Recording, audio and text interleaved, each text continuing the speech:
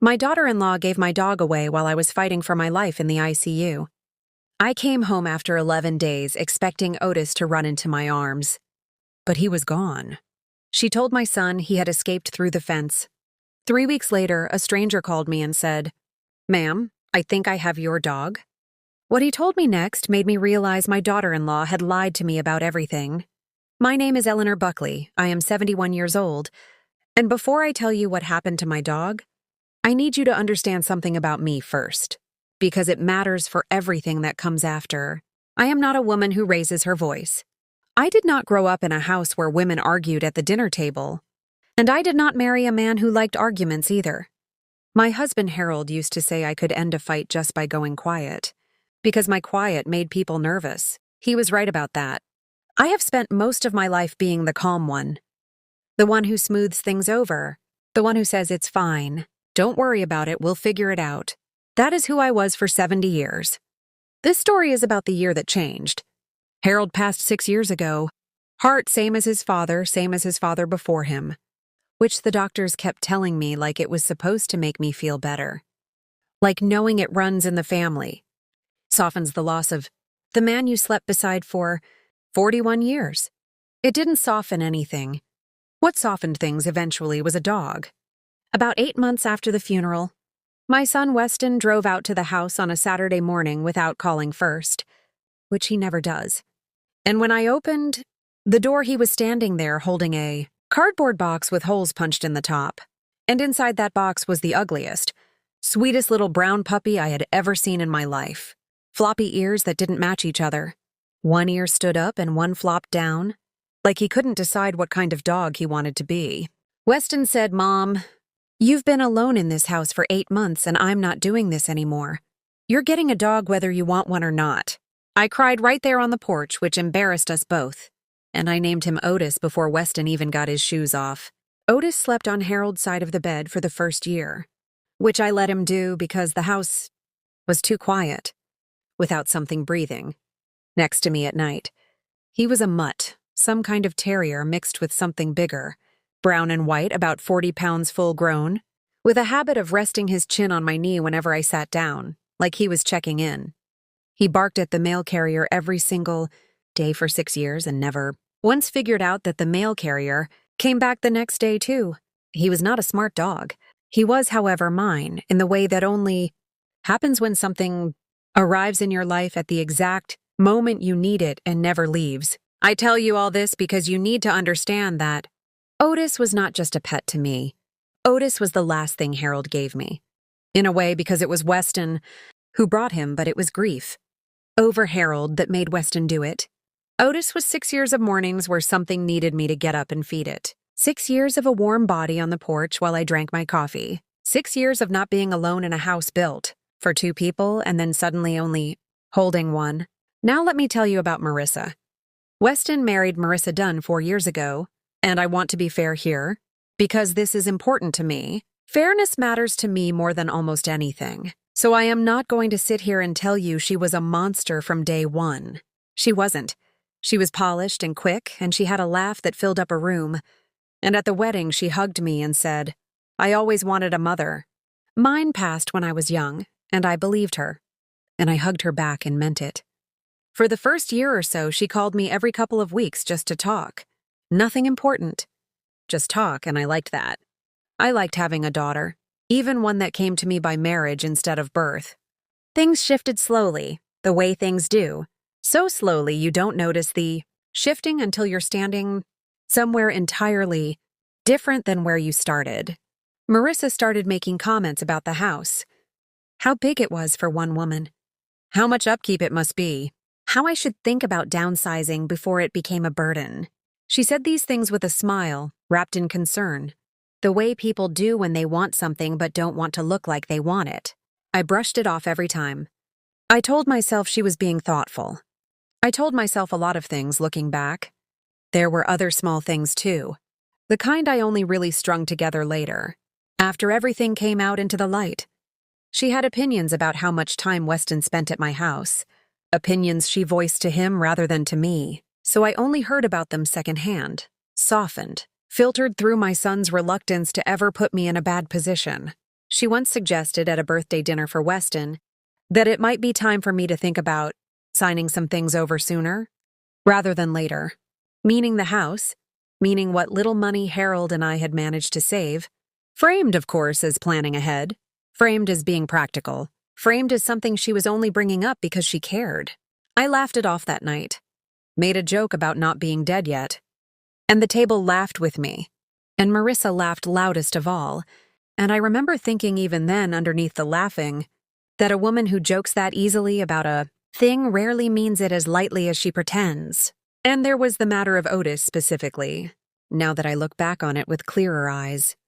She never once offered to take him for an evening so I could go out. Never once brought him a treat the way Weston always did. Never sat on the floor. With him the way most people can't. Help doing with a dog that friendly. Small things. I keep saying that small things because that is exactly how they arrived. One at a time, easy enough to excuse individually. And it was only after the biggest thing happened that I was able to look back and see the whole pattern laid out plain as day, like a photograph developing slowly in a dark room. The picture there the whole time, just waiting for the right chemicals to bring it into view. Weston and Marissa live about 20 minutes from me.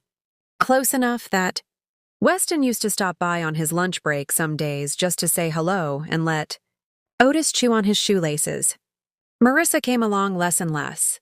When she did come, she stood in the doorway more than she sat down, and she never once in 4 years called that dog by his name. She called him the dog, not Otis, the dog. Small thing. I noticed it anyway. I notice a lot of small things. That's what happens when you get old. People think you stop paying attention, but really you just stop saying out loud what you're paying attention to. Here is where the story really begins, on a Tuesday in March. A day like any other day except it wasn't, because that was the day my heart decided to try to kill me. I was in the kitchen making tea, and I remember the kettle whistling, and I remember reaching for it, and then I remember the floor coming up to meet me faster than seemed reasonable. Otis was the one who saved my life, if you want to know the truth of it. He barked and wouldn't stop, loud enough that my neighbor Ruth heard it through her kitchen window and came to check. Found me on the floor, called the ambulance. The paramedics told me later that another 20 minutes on that floor, and we would be having a very different conversation right now, or not having one at all. I woke up 2 days later in the intensive care unit with tubes in my arm and a machine beeping beside me and Weston sitting in a chair by the window looking like he hadn't slept. Which he hadn't. He held my hand and said, "Mom, you scared the hell out of me." And I said something foolish back. Something about how the tea was probably cold now. Because that's the kind of thing you say when you're too weak to say what you actually feel. I stayed in that hospital for 11 days. 11 days of monitors and blood thinners and a cardiologist named Dr. Okafor, who kept using the words widowmaker like it was a casual term. Like he wasn't talking about the artery in my own chest that had nearly finished the job. Harold's genetics started. Those 11 days blur together now, the way hospital time always does, but certain pieces of them stayed sharp. I remember the sound of the machine that measured my heartbeat, a soft, steady beeping that I found myself listening to in the dark, half convinced that if I stopped paying attention to it, it might stop too. I remember a night nurse named Priya who used to sit with me for a few minutes at the end of her rounds. Not because she had to, just because she said I reminded her of her own grandmother back in Chennai, and she would ask me questions about my life, about Harold, about teaching, and I would talk until I got tired. And she would tuck the blanket a little tighter around my shoulders before she moved on to the next room. I remember a man in the bed on the other side of the curtain, an older gentleman named Frank, who had come in the same week I did, and how we used to knock on the wall between us. 2 soft knocks, just to let each other know we were both still there, still fighting, still counting as living people in that building full of machines. Frank made it home 8 days after I did. I think about him sometimes. I remember, too, the particular kind of fear that settles into a body in a place like that. A fear that isn't loud, isn't dramatic, just sits low and constant, humming underneath everything. The fear that this might simply be how the rest of it goes now, machines and monitors and careful, Conversations with doctors who choose their words with the caution of people who have delivered bad news too many times to do it carelessly. I did not know, in the middle of those 11 days, whether I was going to walk out of that building or not. Nobody tells you that certainty when you're in it. You just wait and you count the ceiling tiles. And you hold on to whatever small good thing you can. And for me, the small good thing I held onto more than anything else was the thought of Otis waiting for me at home. The thought of his chin on my knee again.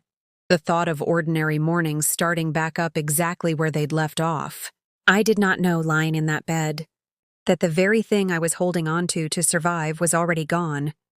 Given away by someone I trusted, while I was too weak to do anything but knock twice on a wall and hope Frank knocked back. Weston was there every single day. He brought me crossword, puzzles and my reading glasses, and the good lotion because hospital? Lotion is an insult to skin. Marissa came twice.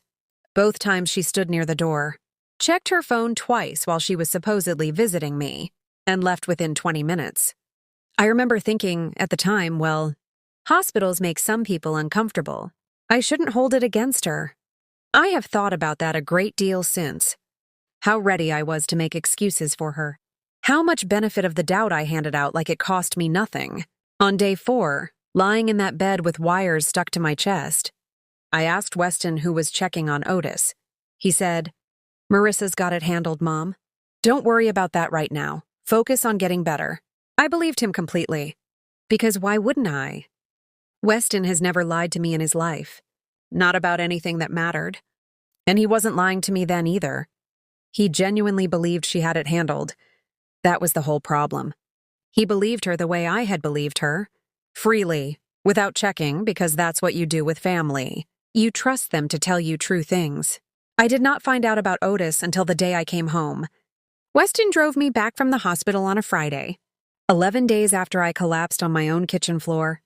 And I remember sitting in the passenger seat feeling like a stranger in my own body. Weak in a way I had never been weak before. My chest still aching where they'd done the procedure, a stent now living inside an artery that had tried to quit on me. I was tired down to my bones, but I was also, underneath the tiredness, excited, because I had spent 11 days in a hospital bed missing my dog, thinking about how he was going to run circles around me the second I walked through that door, thinking about burying my face in his fur and finally feeling like I was home. We pulled into the driveway. I remember the quiet. Otis always heard the car before we even parked. Always had his face pressed against the front window. Always started barking that ridiculous excited bark before the engine was even off. That day there was nothing. No face in the window. No barking. Just a quiet house sitting there in the March, sun like it was keeping a secret from me. I asked Weston, "Where's Otis?" And I watched his face change. And that's when I knew, before he even said a word, I knew something was wrong. Because Weston has never in his life been able to hide anything from me. Not since he was 6 years old and broke his father's fishing rod and tried to tell me the dog did it. Which was a different dog. A dog we didn't even have yet. And I knew he was lying then too, the same way I knew now. He said, "Mom, let's get you inside first. Let's get you settled." And I said, "Weston Hale, you tell me where my dog is right now."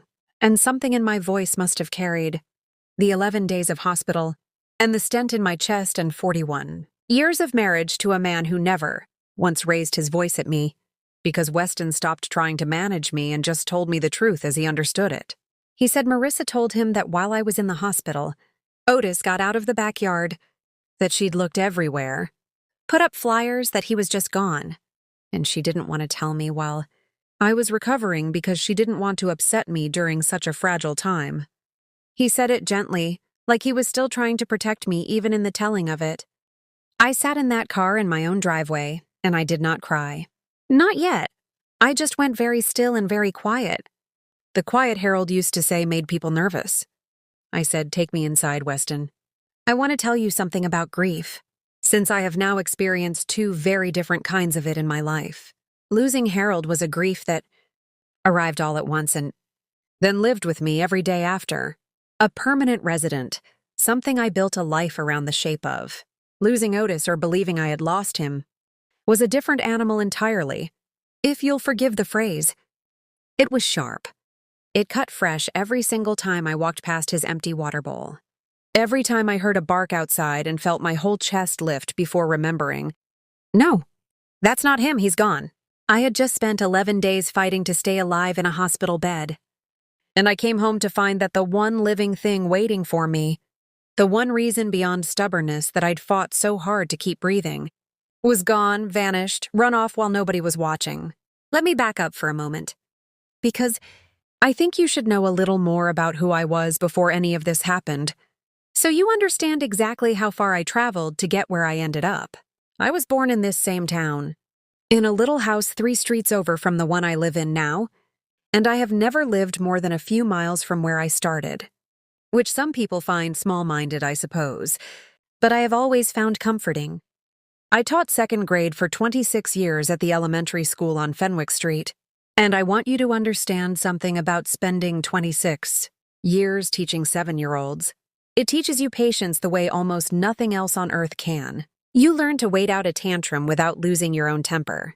You learn that most bad behavior comes from somewhere underneath.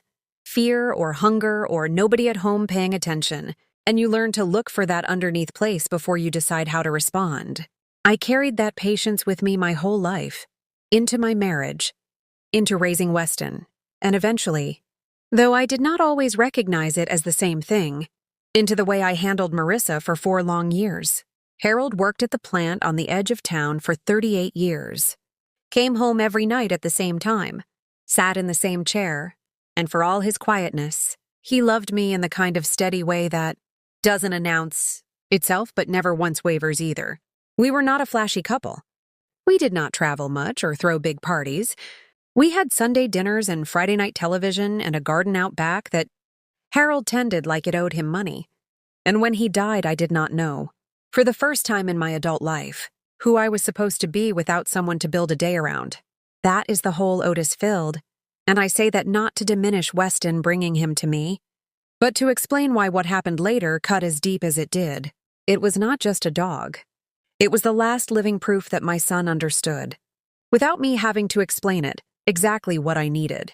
Over the 6 years I had Otis, we built a whole life together out of small routines, the kind that don't sound like much when you say them out loud, but that stitch a day together into something worth getting up for. Every morning, rain or shine, we walked the same loop, down to the corner of Fenwick and 3rd, past the school where I used to teach, where Otis liked to sit for a minute, at the fence and watch whatever children happened to be out at recess, tail wagging like he remembered something about being useful. Every evening he waited by the door, around 5 o'clock, whether or not anyone was coming, an old habit I never could break him of. And I used to tell Ruth it was because some part of him was still waiting for Harold. And some part of me liked to think that too. He hated thunderstorms and loved car rides and had strong, immovable opinions about which chair in the living room belonged to him. And none of that sounds like very much, I know. But when you are 71 and living alone, small routines are the scaffolding that holds the whole structure up. Take away enough of them at once, and the whole thing can come down. I did not sleep that first night home. I sat in the living room in Harold's old recliner with a blanket over my knees, too weak to do much else, and I stared at the backyard through the window, half expecting, foolishly, to see him trotting up to the door. He didn't come. Of course he didn't come. The next morning I called Marissa myself. Weston tried to talk me out of it. Said I should rest, said he'd handle it. But I had questions only she could answer, and I was done letting other people handle things on my behalf. She picked up on the 4th ring, and her voice had that same bright, managed quality it always had. And when I asked her to walk me through exactly what happened, exactly when, exactly where, her story had holes in it wide enough to drive a truck through. She said he got out through a gap in the fence. I have had that fence for 19 years, and there has never been a gap in it. She said she put up flyers around the neighborhood. I asked which streets. She got vague. She said, "Eleanor, I really don't remember every detail. It was such a stressful time with you being so sick, I was doing my best." Being so sick. As if my heart nearly stopping was an inconvenience to her scheduling. I let it go that day. I want to be honest with you, I let it go. Because I was weak and grieving and I did not have the strength for a fight. And some small, stupid part of me still wanted to believe the woman my son loved wasn't the kind of person who would lie to a woman fresh out of intensive care about her missing dog. I told myself, she's not good under pressure. That's all this is. I have made a habit, my whole life, of building generous stories about people so I don't have to sit with the uncomfortable truth in front of me. That habit nearly cost me everything that mattered. 3 weeks passed. I was healing slowly, my strength coming back in small pieces. A little more each day, enough to walk to the mailbox, enough to stand in the kitchen and cook a real meal instead of heating. Something in the microwave, but there was a hollowness in the house that wouldn't fill back in, and I found myself more than once standing in the backyard just looking at that fence, running my hand along every post, and there was no gap. There was no gap anywhere. I knew it in my body before I let myself know it in my mind. Ruth came by almost every day during those 3 weeks, sometimes just to sit with me, sometimes bringing a casserole I didn't have the appetite for, but ate a little of anyway because she'd gone to the trouble. She was the one who noticed I'd started leaving Otis's water bowl filled, out of habit, some old part of my brain, not yet willing to accept he wasn't going to come drink from it. She never said anything about it, just quietly changed the water herself every couple of days when it went stale, letting me keep the bowl there as long as I needed to, understanding without me explaining that some griefs need somewhere physical to live for a while before you're ready to put them away. I went through a period in those weeks of doing the thing grieving people do, which is bargaining backward through time, turning over every decision that led to the loss and wondering what I could have done differently.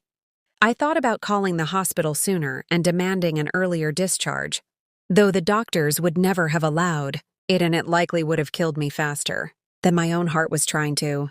I thought about how if I'd only given Weston the spare key sooner, if I'd only set up some kind of arrangement ahead of time for Otis's care in case something happened to me, none of it would have fallen into Marissa's hands to decide alone. I know now that kind of thinking doesn't accomplish anything except wearing a person down further. But I did not know how to stop doing it at the time. Not until the phone rang and gave me somewhere real to put all that, turning over energy instead. I also, during those weeks, had my first follow-up appointment with Dr. Okafor, who checked the stent, listened to my heart, told me I was healing about as well as could be expected for a woman my age, and then, almost as an afterthought, asked how I was doing otherwise, at home, emotionally, whether I had support. I very nearly told him the truth, that I had come home from nearly dying to find the one creature waiting for me gone, that I didn't know how to explain to a doctor that a dog could feel like the difference between wanting to keep fighting and not being sure anymore, but I didn't say any of that. I just told him I was managing. I have spent a lifetime telling people I was managing when I wasn't, and it took losing Otis, strangely, to finally start breaking me of that particular habit too. And then, on a Thursday afternoon in April, my phone rang, a number I didn't recognize, and I almost let it go to voicemail the way I do with most numbers I don't know, but something made me answer it. A man's voice, warm, a little unsure of himself, said, "Is this Eleanor Buckley?" I said yes, and he said, "My name is Harlan Boyce, and I think I might have your dog." I sat down right there in the kitchen chair, my legs going soft under me, and I said, "Please, tell me everything," and he did. Harlan told me he'd adopted a brown and white dog about 5 weeks earlier from a woman who'd posted about needing to rehome him quickly, said her mother-in-law was in the hospital and couldn't care for him anymore, and there was nobody else to take him. Said it in a way that made it sound urgent, made it sound like there was no other option, made it sound like a kindness she was doing for everyone involved by finding him a new home fast. Harlan said the dog seemed a little sad the first week, wouldn't eat much, kept looking at the door but slowly warmed up, and Harlan and his wife had grown to love him. He said he found an old tag buried at the bottom of the dog's collar pouch, one that must have fallen off the main ring, half rusted, with a phone number on it that was so old it wasn't even in service anymore. But it also had my name engraved on it, Eleanor, and something told him to search that name along with the town and my name came up connected to an old community newsletter with my number in it. From a bake sale committee I'd been part of years back, if you can believe that, and he took a chance and called. He said, and I remember this exact sentence because I have replayed it in my mind so many times since, he said, "Ma'am, I don't know the full story here, but something about the way that woman was in such a hurry to get rid of him never sat right with me. And when I found that old tag with your name on it, I figured you deserved a phone call." He told me it had taken him 3 separate evenings, sitting at his own kitchen table with his reading glasses pushed up on his forehead, going through old community records and anything else he could think to search, because the number on the tag rang dead every time he tried it. An old landline Harold and I had, disconnected years back when we finally gave in and got a cell phone between us. He said his wife, Dot, had asked him more than once why he was going to so much trouble over an old rusted tag, and he told her. And this is the part that landed square in my chest when he said it. He told her, because somebody out there might be missing this dog worse than we'd miss him, and I'd want somebody to go to that trouble for me. I asked him why he hadn't simply kept Otis. If he and Dot had already grown so attached in 5 short weeks, why go through the trouble of tracking down a stranger who might take their new dog away from them? Harlan went quiet for a second on the line, and then he said, "Ma'am, I've had animals my whole life, and I've learned you can love something and still know deep down it isn't yours to keep if it already belongs somewhere else." He said it so plainly without an ounce of performance in it that I believed every word of it. And I think that's the exact moment I decided this was a man I could trust with the rest of the story. I asked him to describe the dog. Brown and white, about 40 pounds, 1 ear up, 1 ear down, barks at the mailman. He said all of it, every single detail. And I sat there in my kitchen with tears running down my face, not able to speak for a good long moment.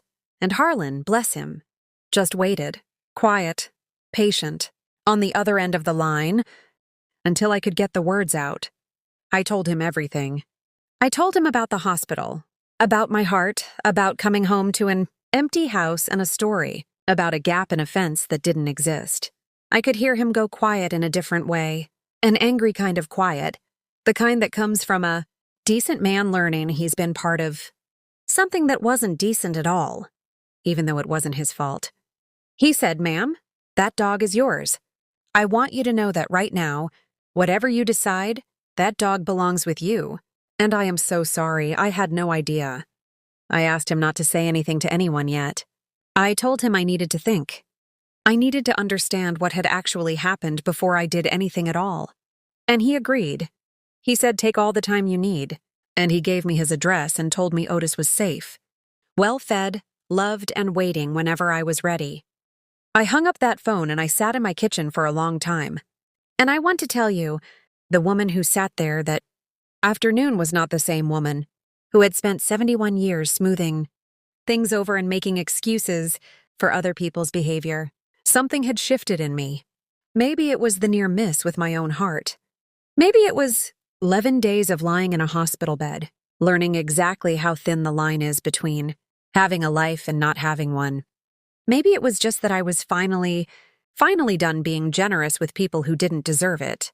Whatever it was, I felt something cold and clear settle into my chest, right next to that new stent, and I made a decision. I was not going to scream.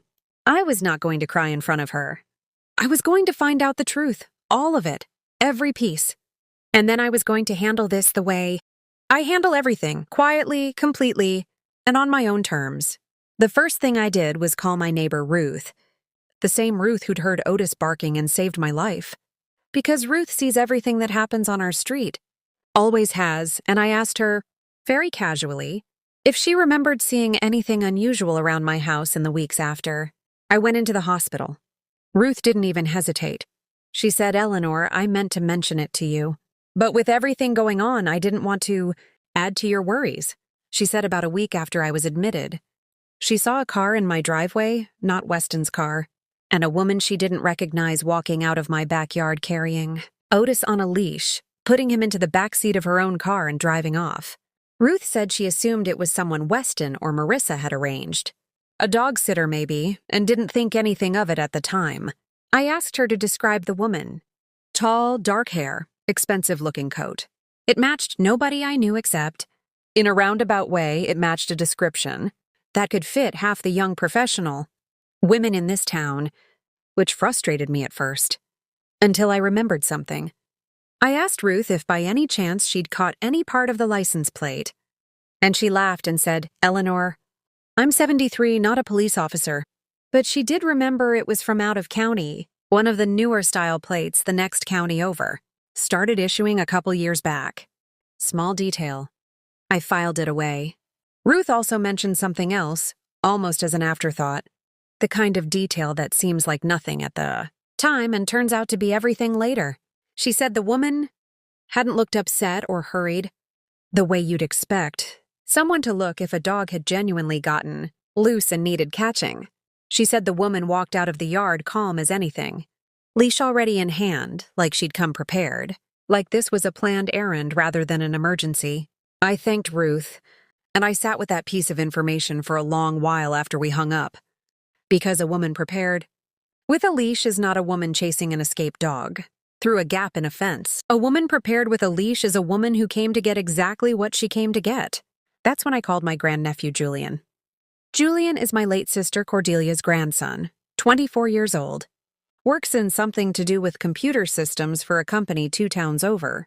And he has always had a soft spot for me. Used to spend summers at my house as a boy while his parents worked. And I taught him to play gin rummy on this very kitchen table.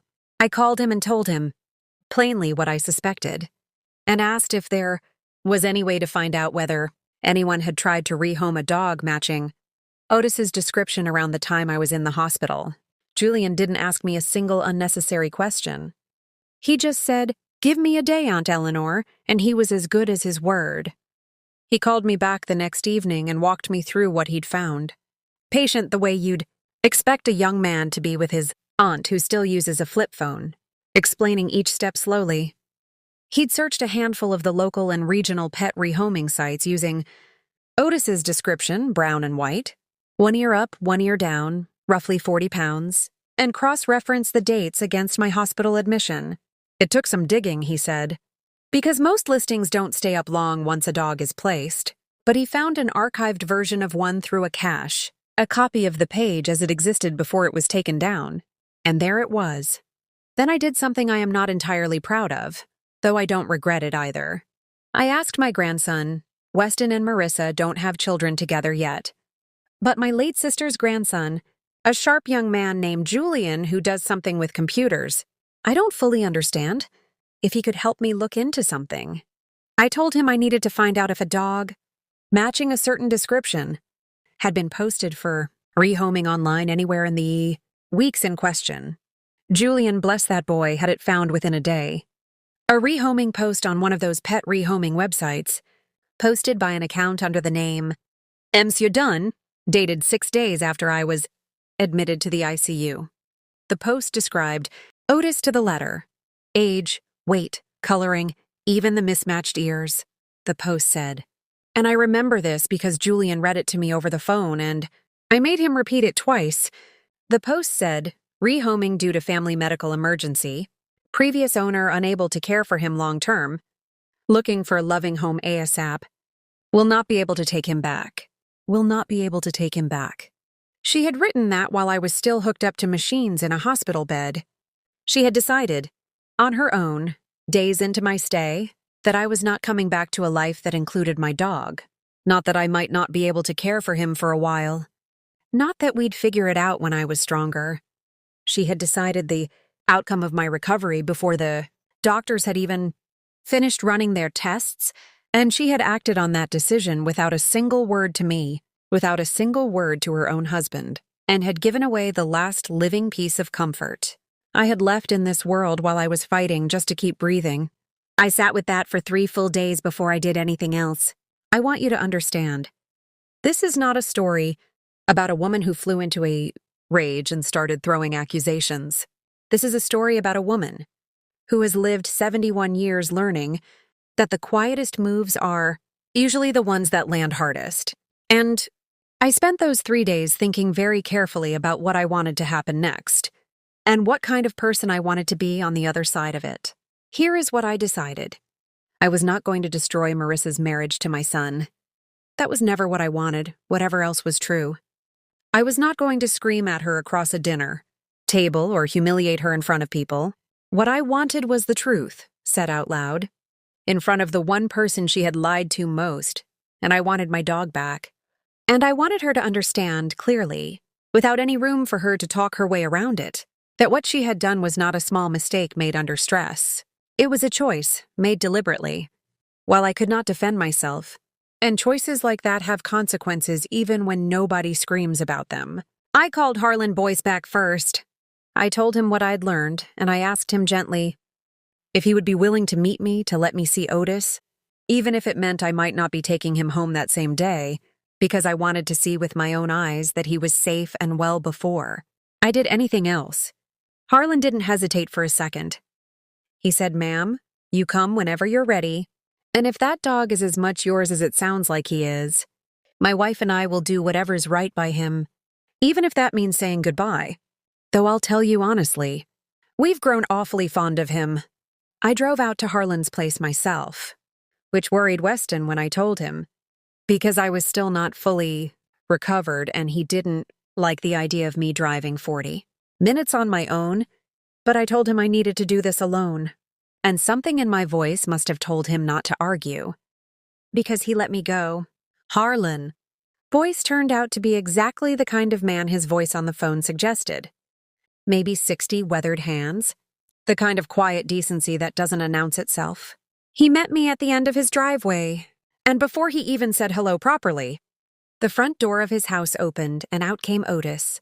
And I will tell you, I have cried more in the last 2 months of my life than I had in the previous 6 years combined. And I cried again right there in Harlan Boyce's driveway, on my knees on the gravel with my bad heart hammering away, while that ridiculous dog with his mismatched ears knocked me clean off balance, trying to get close enough to lick my face. He remembered me instantly. There was no hesitation in him at all, no confusion, just pure joy, the kind only a dog can give you without complication, without conditions, without anything held back. Harlan stood there with his wife, a soft-spoken woman named Dot, both of them wiping their own eyes, and Harlan said, "Well, I don't think there's any question who this dog belongs to." Harlan and Dot invited me inside before I left, sat me down at their kitchen table with a cup of tea. I didn't have the heart to refuse even though my own hands were still shaking, and Harlan told me the fuller story of how it all happened. He said he and Dot had lost their own dog, an old Labrador named Chester, about 8 months before, and the house had felt unbearably quiet since, the way houses do when something that used to fill every room suddenly stops filling it. He said Dot had been the one to find the listing, said the photo of Otis, sitting with his head tilted and those 2 mismatched ears, was the first thing in months that had made her smile without trying. He said the woman who met them to hand Otis over, whom he now understood to have been Marissa, had been polite, businesslike, had all his paperwork in order, vet records and everything, which had put them at ease, made the whole transaction feel legitimate, feel careful, feel like exactly the kind of responsible rehoming a person does when circumstances truly leave no other choice.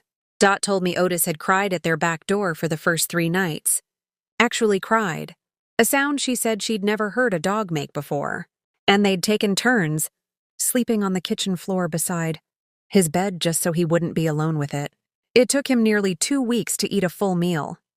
I sat at that table and listened to all of it and felt something crack open in my chest that had nothing to do with my heart condition, thinking about my dog crying at a stranger's door, missing a home he didn't understand he'd lost, while the person responsible for taking him from me had already moved on with her evening.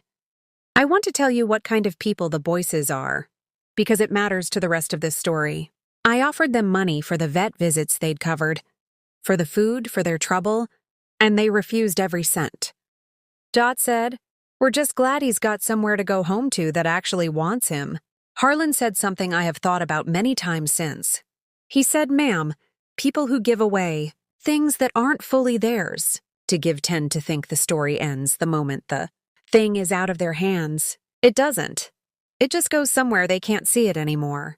Before I left that day, Harlan walked me out to my car, And he said one more thing quieter than the rest, almost like he wasn't sure he should say it at all. He said, "For what it's worth? Ma'am, whoever that woman was, she didn't look like someone doing something cruel on purpose. She looked like someone in a hurry to make a problem disappear." I don't know if that makes it better or worse, but I thought you should hear it from someone who was standing there. I thanked him for his honesty, and I drove home turning that sentence over and over in my mind, because it was in its own way exactly the piece I needed to help me decide what to do next. I took Otis home that same afternoon, and I want you to picture it. An old woman with a fresh stent in her heart, driving home with a 40-pound dog, sitting in the passenger seat with his head hanging out the window, tongue flapping, like nothing in the world had ever gone wrong. Like 5 weeks apart was nothing at all. Like the only thing that mattered was that we were together again. I cried the whole drive home. Good tears, finally, but I had not finished what I'd set out to do. I called Weston and asked him to come by that Sunday for dinner. Just the two of them, him and Marissa, said I wanted to cook for them properly since I hadn't been able to since my hospital stay. Marissa, when Weston told her, apparently seemed hesitant.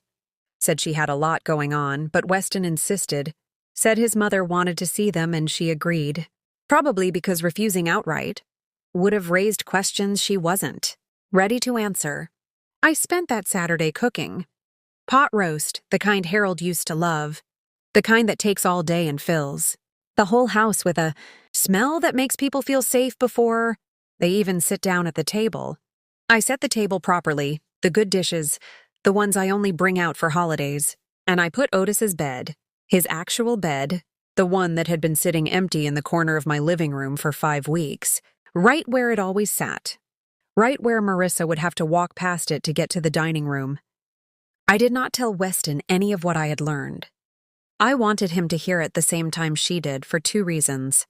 First, because I did not want him walking in already armed, already angry, already unable to give her a fair chance to explain herself, because whatever else was true, I still wanted this handled with some grace. Second, and I'll be honest with you, because I wanted to watch her face when she realized I already knew. They arrived a little after 5. Weston hugged me at the door, said I looked good, said the house smelled wonderful.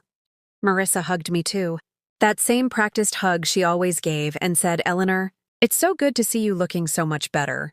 And I smiled and said, "Thank you, dear, come in, sit down. Dinner's almost ready." And then Otis, who had been napping in the back bedroom, came trotting out at the sound of new voices in the house, tail wagging, ears doing their mismatched thing, and walked straight up to Marissa and sniffed at her shoes. I watched the color drain out of that woman's face in real time. Weston, God love him, just laughed, delighted, dropped down to his knees and grabbed Otis by the ears and said, "You found him! Mom, you found him!" When? How? This is amazing, and he was so happy. Genuinely so happy that for one moment I almost lost my nerve, almost let the whole evening slide into simple celebration and left the rest unsaid. But Marissa was standing very still by the door, her hand still on the frame, her face doing a complicated thing, trying to arrange itself into surprise and joy to match her husband's, and not quite managing it, and I knew I could not let this moment pass. I said, "Sit down, both of you. Dinner's ready, and we'll talk." We sat. I served the pot roast. Weston kept talking, asking questions. "Where did you find him? Was he okay? Who had him?" And I answered each question plainly, calmly watching Marissa the whole time, watching her fork move food around her plate without actually eating any of it. I said, "Weston, a very kind man named Harlan Boyce called me a few weeks ago. He'd found Otis through a rehoming website. Someone had posted him for adoption while I was in the hospital." Weston frowned, confused, and said, "That doesn't make sense." Marissa said he got out through the fence. I said, "There's no gap in that fence, Weston. I checked it myself, every post, the day I got home. There never was a gap." The table went quiet. Marissa set her fork down. I said, and I kept my voice level. Kept it soft even, because I had promised myself I would not turn into someone screaming. Someone that dinner table had never seen and did not need to see now. I said, "Marissa, I know you posted him online. I have the listing. I know a woman matching your description was seen taking him out of my backyard by a neighbor. I know you wrote in that listing that the previous owner would not be able to take him back. Days after I went into the hospital, while doctors were still running tests on my heart. I would like to hear from you. Why? Weston turned to look at her, and I have never in his whole life seen my son's face do what it did in that moment. Not anger yet, just a kind of collapsing confusion. The look of a man watching the floor of his own life reveal a trapdoor he never knew was there. Marissa tried at first to minimize it. She said it wasn't like that. She said she panicked. She said with me in the ICU and no clear timeline on when or if I'd be coming home, someone had to make decisions. And Weston was too overwhelmed with worry about me to think about a dog. And she was just trying to be practical, trying to take one thing off everyone's plate during a crisis.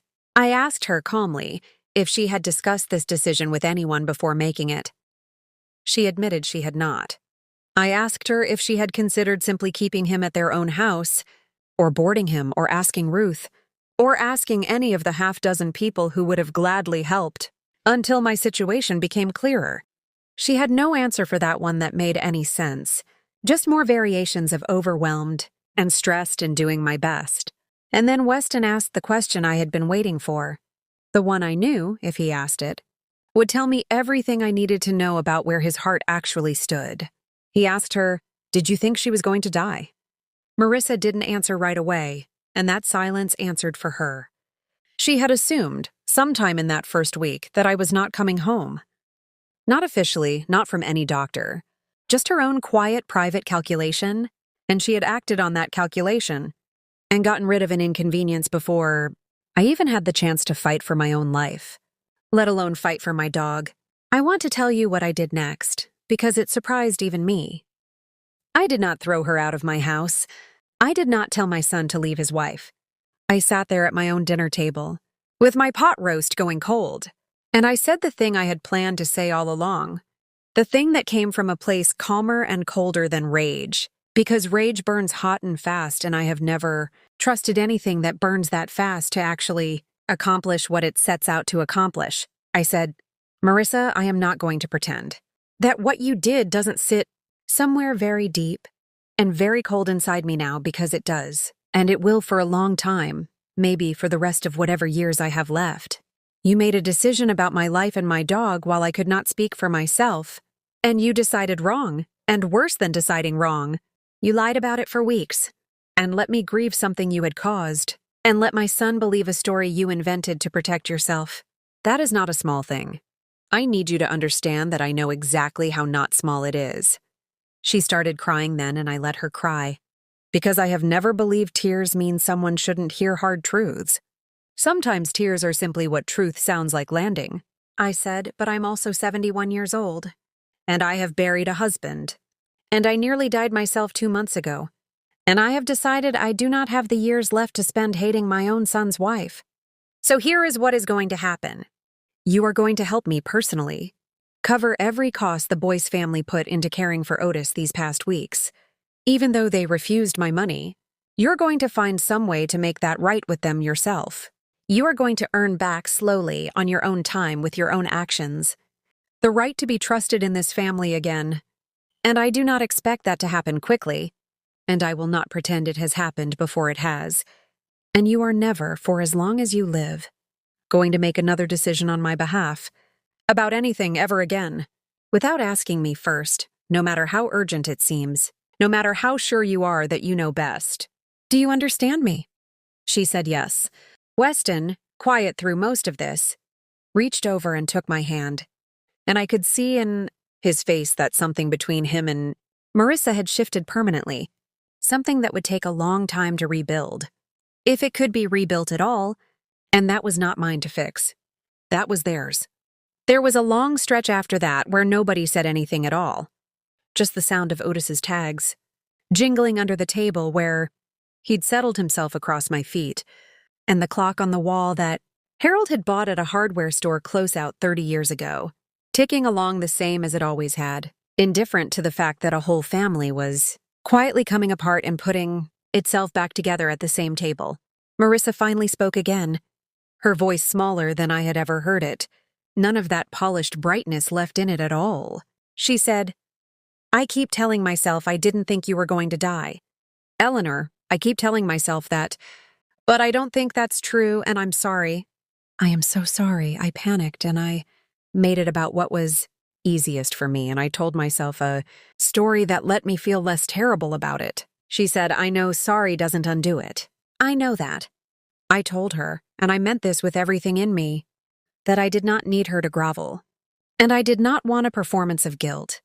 I wanted her to actually sit with what she'd done long, enough that it changed how she moved through the world afterward. Because an apology that doesn't change anything is just noise. It's a sound people make to feel finished with, something they haven't actually finished with at all. I said, Marissa, I taught second grade for 26 years. I have heard every kind of sorry there is. The real ones and the ones people say just to get past an uncomfortable moment. And I need you to understand I will be watching, gently but closely, to see which kind this turns out to be. Weston asked her, his voice tight, controlled in a way that told me he was working very hard to keep it that way. Why she hadn't told him the truth the moment I came home. Why she'd let him carry a lie to his own mother for weeks without knowing it was a lie at all. Marissa said she kept waiting for a moment that felt right, and it never came. And the longer she waited, the harder it got to imagine saying it out loud, until the lie just became the shape of things, something she lived inside of rather than something she'd told. I understood that more than I wanted to admit. I have lived inside a few shapes like that myself, over the years. Excuses I built and then simply moved into like furniture. It didn't make what she did acceptable, but it made her human, and I needed, that night, to be able to see the human part of her again, underneath everything, or I don't think I could have found my way to forgiving any of it at all. I did not scream that night. I did not throw a single plate. I did not tell my son to leave her, though I understood, watching his face, that some private reckoning of his own was only just beginning. What I did was tell the truth. Plainly at my own table in front of my own dog, who slept through most of it curled up under my chair, like none of it concerned him at all, which I suppose in the end it didn't, because he was already home. It has been 4 months since that dinner. Things are not the same between Marissa and me, and I don't think they ever will be exactly the same, and I have made my peace with that, because trust, once it's been used against you, doesn't grow back in the same shape it had before. But she did make things right with Harlan and Dot Boyce, sent them a generous check they eventually accepted after enough insisting, and wrote them a letter I happened to see a copy of. A real letter. Honest. Taking full responsibility without excuses in it this time. She has called me every week since, actual calls, not the bright empty ones from before, and she asks about Otis by name now, every single time. Small thing. I notice it anyway. Weston and I are closer than we've been in years. Strange as that is to say about a season that started with me nearly dying and ended with my family nearly breaking, apart over a dog. He comes by more now, sits on the porch with me and Otis some evenings, doesn't check his phone the whole time he's there. I think almost losing me made him realize how much he still needs his mother around. And I think what Marissa did made him realize how much he needs to pay closer attention to the people he loves. Not just love them from a comfortable distance and assume everything is fine. I want to tell you about one particular Sunday, about 2 months after that dinner, because I think it says more than any explanation I could give you about where things stand now. Weston came by in the afternoon, alone, and we sat out on the porch with Otis, stretched out between our 2 chairs the way he always does, soaking up the last of the warm weather. And Weston told me something he hadn't said before. He said, Mom, I think part of why I believed her so easily, about the fence, about all of it, is because some part of me had gotten used to not looking too closely at things at home, because looking too closely felt like more work than I had energy for. He said watching me nearly die made him realize how much of his own life he'd been coasting through without paying real attention. And he didn't want to be that kind of husband or that kind of son anymore.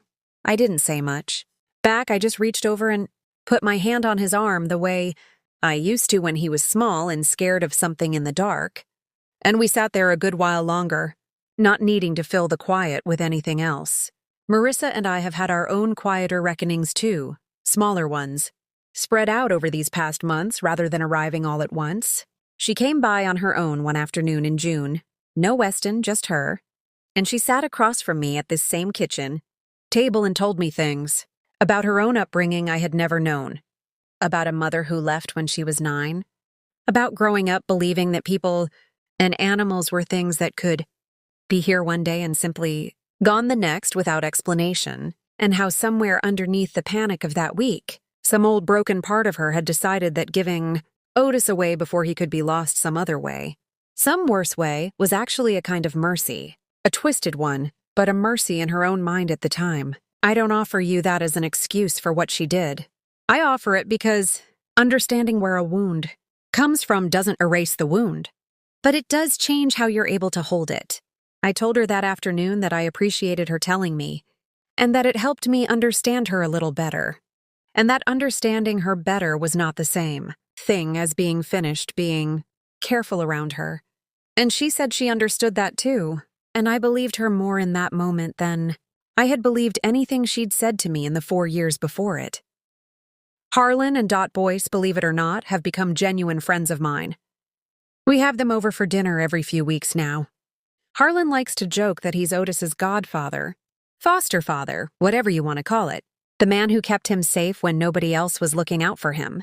And I don't argue with that title because it's true, and because a man like that deserves whatever title makes him smile. And Otis. Well, Otis doesn't know any of this happened. He doesn't know he was given away, doesn't know he was nearly lost to me forever, doesn't know that a woman I trusted decided my life was over before it was, doesn't know that a stranger's decency and a rusted old tag with my name on it were the only reasons he ever found his way back to me at all.